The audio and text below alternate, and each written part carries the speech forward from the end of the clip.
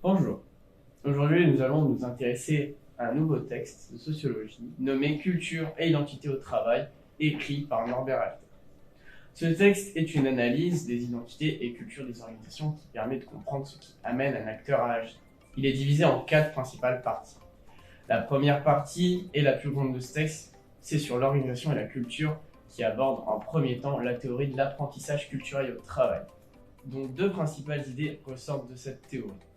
Une première idée montre que l'organisation peut être montrée comme un lieu d'acculturation. Et on a une seconde idée qui a pour but de comprendre le sens que les groupes ou leurs individus donnent à leurs actions. Afin de définir la culture, 3 concepts qui sont mobilisés. On a premièrement les représentations, qui sont principalement les images que l'individu se fait du monde. Les normes, qui correspondent à ce que l'on fait généralement dans certaines circonstances, comme vous voyez son chef. Puis enfin, le concept de valeur qui représente le jugement affectif qui varie en fonction des expériences sociales et qui guide l'action. Ces 3 concepts appliqués à des situations de travail distinctes font apparaître 4 logiques spécifiques. La culture de la fusion qui correspond à un travail à faible compétence et autonomie. La culture de négociation qui caractérise les populations professionnelles disposant d'une compétence élevée et d'un fort degré d'autonomie. On a aussi la culture du retrait. Elle concerne principalement la population qui dispose de peu de reconnaissance et de projets dans leurs activités professionnelles, dont leurs investissements hors travail sont lourds. Et enfin, la culture des affinités, c'est-à-dire des employés destinés à monter les échelons et devenir plus haut dans la hiérarchie professionnelle. Il s'agit d'une valeur qui promouvoit principalement les carrières de l'individu.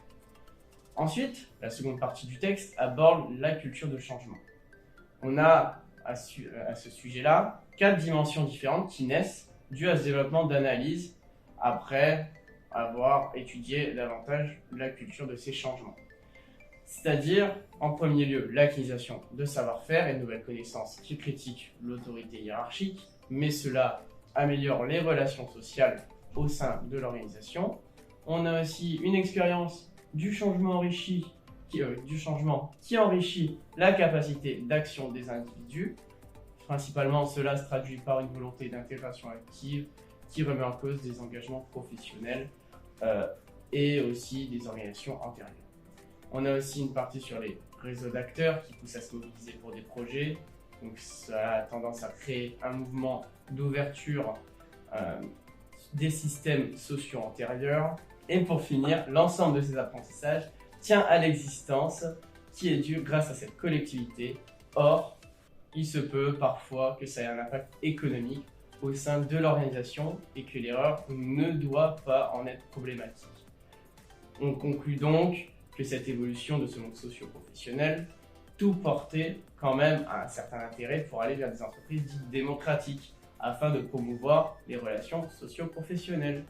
Donc, c'est à ce moment-là qu'on voit l'apparition de ressources humaines dans le but d'avoir une organisation de travail moins bureaucratique et promouvoir les interactions, mais aussi modifier les valeurs afin de donner plus de sens au métier, améliorer l'intérêt du travail et aussi porter les projets individuels et collectifs.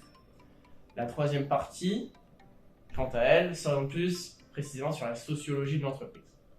Par exemple, l'auteur s'appuiera sur les travaux de Hosty-Saint-Saulieu et Uhald qui créeront une certaine théorie qui sera basée sur la perspective de la contingence structurelle, l'analyse en termes de relations de pouvoir et l'approche en termes culturels. À partir de ces données recueillies suite à ces articulations, 2 axes principaux apparaîtront. L'une où on retrouve des règles précises et rigides, et l'autre où on se retrouve dans des normes et des relations de valeur assurant ajustement mutuel et membres des organisations, c'est-à-dire les entreprises bureaucratiques dont on a cité auparavant. En effet, suite à cette typologie étudiée, les chercheurs finiront par constater que la confrontation d'acteurs n'est pas seulement à but stratégique ou culturel. Elles vont aussi pouvoir confronter des pratiques légitimes par rapport aux objectifs de l'entreprise et aux valeurs dont sont portés les différents groupes.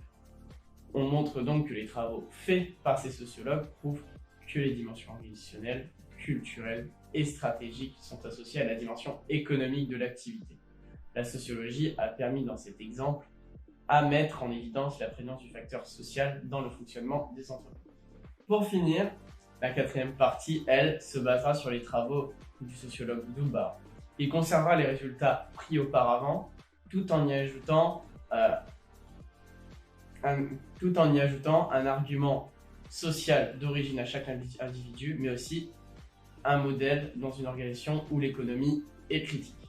Il va très vite se rendre compte que la plupart des individus se font une idée de soi différente de celle des autres. Ensuite, il va aussi s'intéresser à l'identité professionnelle de l'individu et se rendre compte que celle-ci dépend principalement par le milieu social d'origine de celui-ci. On comprendra donc que par la classe sociale, mais aussi ses valeurs, il sera influencé par son avenir professionnel. Pour aller plus loin dans ses recherches, le sociologue montrera que les individus définissent leurs investissements professionnels en fonction de leurs coûts et avantages d'un point de vue de la carrière et des valeurs. Il obtiendra son résultat grâce à la théorie de la double transaction, c'est-à-dire que ça correspond à des actions qui, l'une comme l'autre, traversent la situation individuelle et nécessitent délibération, ajustement et compromis. De plus, pour aller encore plus loin dans son analyse, on comprend que certains profils sont plus efficaces et investis au sein d'un groupe que d'autres. Le sociologue conclut que toute identité potentielle peut amener à des comportements d'exclusion et même de chômage. Doubar va donc finir par en déduire qu'aujourd'hui, dans une époque victime de crise économique, l'identité professionnelle est représentée par le travail que réalise l'acteur pour établir une cohérence entre ses valeurs et sa situation professionnelle dont il a pour but. Merci de votre attention.